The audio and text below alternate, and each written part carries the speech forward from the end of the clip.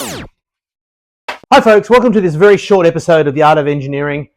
I have been very busy having a lot of fun restoring my Yaesu FT101E boat anchor. And whilst I've been doing that, I've also been in and out of the shack, jumping onto some FT8, doing a little bit of operating, and I decided to scan around and see if there's any CW happening. Thought it'd be a nice thing to do. And who should come up but VK2ARZ Max, who is a fantastic CW operator and always sends so beautifully clean using a straight key. And he's over at Bexley, so he's only 10 Ks away. And I was on the homebrew linear, and he said it sounded okay, but he did notice that there was a little bit of a problem with the CW note. And the gentlemen that we find down the bottom of the band in CW are always very nice when they point out there's an issue with the signal, but it's always really important to let people know that there might be a problem, because a lot of the time people might be completely oblivious to this, like I was. So after he pointed out that there were some issues with it sounded like a little bit of a clipping issue of the actual notes of the transmission. He came back to me and he said it may be a relay issue. Now I've got probably way too many relays happening in this system, because I'm keying the Hermes Lite with a relay and producing side tone via that relay as well. And also there's a relay obviously in the very cheap Chinese clone amplifier that I'm using that gets me up to about 45 watts from the 5 watts that the Hermes Lite produces.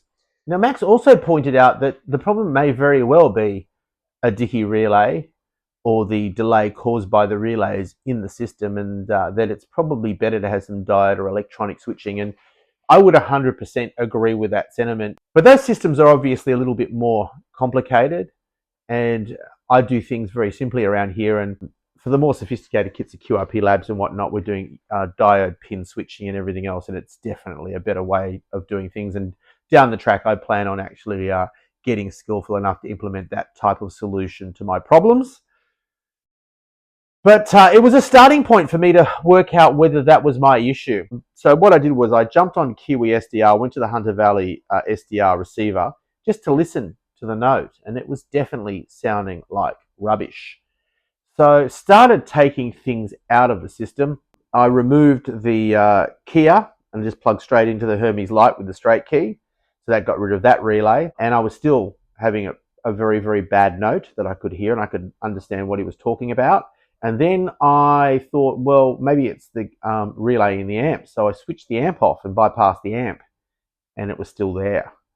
And then I was thinking, oh my God, the Hermes Lite is sending rubbish CW. And it hasn't done that in the past, but it was doing it now. And I was like, oh no. Anyway, we had a good look at things, and we were trying to work out what was going on, and I finally tweaked what was the problem. So thank you, Max, for pointing out the issue, because I would have just been continuing on sending very average CW that was decipherable, but not very pleasant to listen to. And I'm going to show you what the problem was right now, and you can have a look and see for yourself what was happening. Now, in our Thetis software, which is a magnificent software package, we have a few of the CW features just over here. And one of the features that I had accidentally, I don't know what I was doing. I think I was adjusting it just to see what it was doing. I couldn't work out what it did. And then I left the setting where it was. And that was the problem. And it says here, CW break-in, the delay in milliseconds. And I had set that at like 300 milliseconds. And that seemed to be way too short as it is. So I think it was actually clipping off. And those relays are probably an issue. For full break-in, I think that's QSK, it's probably not going to work for me. So I'm sending very old school straight key, and I'm setting that delay now to about a second. And by doing that, the relays don't clatter and things seem to work as they need to. So that is my very lo-fi way of fixing this dilemma. So folks, I'm going to just show you what's going on this end of things. This is how I get side tone on the Hermes. It's a very rough and ready way of doing it. And I made this box myself, just got a relay in it, and a little piezo buzzer. It's not the most agreeable sound for most people, but I have no problem with it. But initially I thought that relay might be causing problems. So I plugged directly into the Hermes Lite to get rid of that relay. And I also switched off the amplifier video on my channel, antenna box video on my channel, lots of videos on my channel. All this gear is covered. So if you feel like going down the rabbit warren of the craziness that happens in this shack, by all means, click on the channel link that I'll put below in the description, and you can see all of this stuff. But to try and find the problem, I decided to isolate as much of this homebrew mayhem as I could. And as it turned out, the amplifier wasn't the problem. Now I'll just switch on the amplifier, and please understand I have made sure that this amplifier is filtered with the requisite low pass filters so that it's not spuriously smashing out lots of interference across the band. And I did do a test of it as well, so it is within spec. Without further ado, I'll put the microphone near the receiver, the SDR receiver. This SDR receiver, like I was saying, is the ARG, VK5 ARG experimental receiver that is like about 1,000 kilometers away. Okay, excuse that noise. We're putting the mic down. So this will be 45 watts from the Hermes Lite.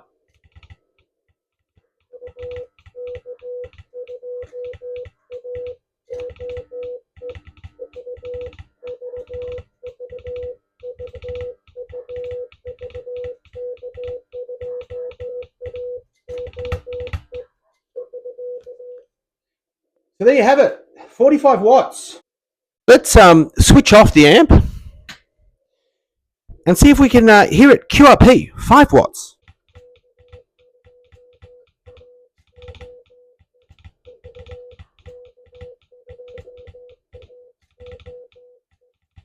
So that's 5 watts. And the way I worked out that there was a problem with the settings is I'll just show you something that straight key people are just going to be aghast at. And by all means, look away at this moment if this is offensive to you or highly offensive to you. But I'm going to show you the keyboard mode on the Hermes Lite. And you can listen to the signal as it comes through this SDR online. So that's our SDR online. Let's bump ourselves down to a Hermes Lite. There's our Hermes Lite. And there is this thing called CWX. This is a keyboard mode. You can set the speed you want to send at and all that good stuff. At the moment, it's set to 15 words per minute. So if I decide to use the keyboard is active. I'm going to send a little message. Just watch this.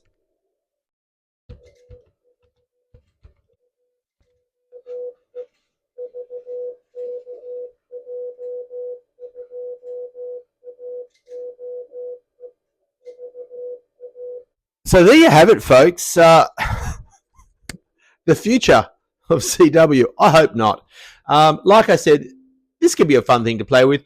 I imagine that if I ever get a lot more elderly and I have issues with the wrist or the elbow and I want to give myself a bit of a wrist and I still want to get out on the bands, why not use a keyboard? I've spoken to some people that were very early adopters of this technology in coast stations on the Australian coast. So I'm not poo-pooing on this as an idea. Anything that keeps Morse code alive, as far as I'm concerned, is a great thing. But I really love the elegance and the simplicity of a straight key.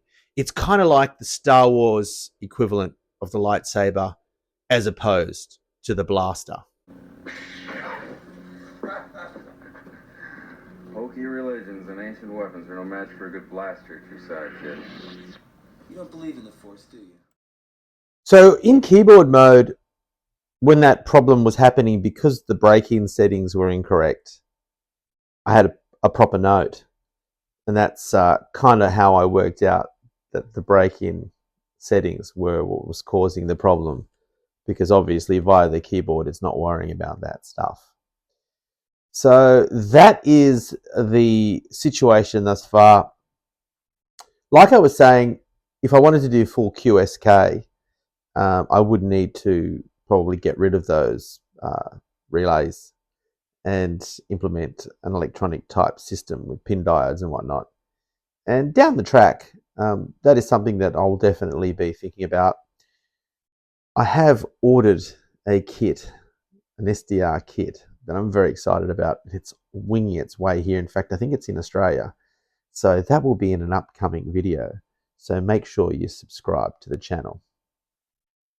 So thank you, Max, VK2ARZ, for letting me know there was an issue. I am by no means an expert on this Thetis software, and I have been having some major issues over time trying to get my head around how to make it operate really well on CW. And I'm sure there's people out there that are doing a much better job of it than I am.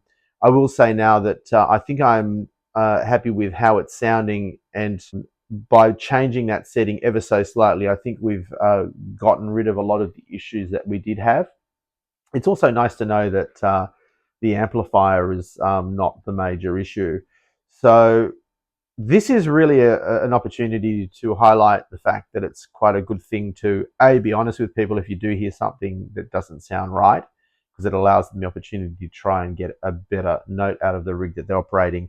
And also occasionally jumping on one of these online SDRs and having a play is also a good thing. It lets you hear the note, but it's also just a fun thing to see how far you can get on a given night. I've had nights where the bands have seemed to be completely dead. I've pushed out a watt from a very small QRP transmitter, like from one of the rigs from the QRP playground here. Lo and behold, I'm hitting a receiver in South Australia, like 1,000, 1,100, 1,200 Ks away. So it's just amazing on some nights when things don't seem to be that good that there's actually quite often some really good propagation happening. Anyway, folks, you've seen this before, the QRP playground. If you would like to have me do a rundown of some of the QRP rigs that are living here, I think I've already done a video like that. But if you'd like another one, let me know.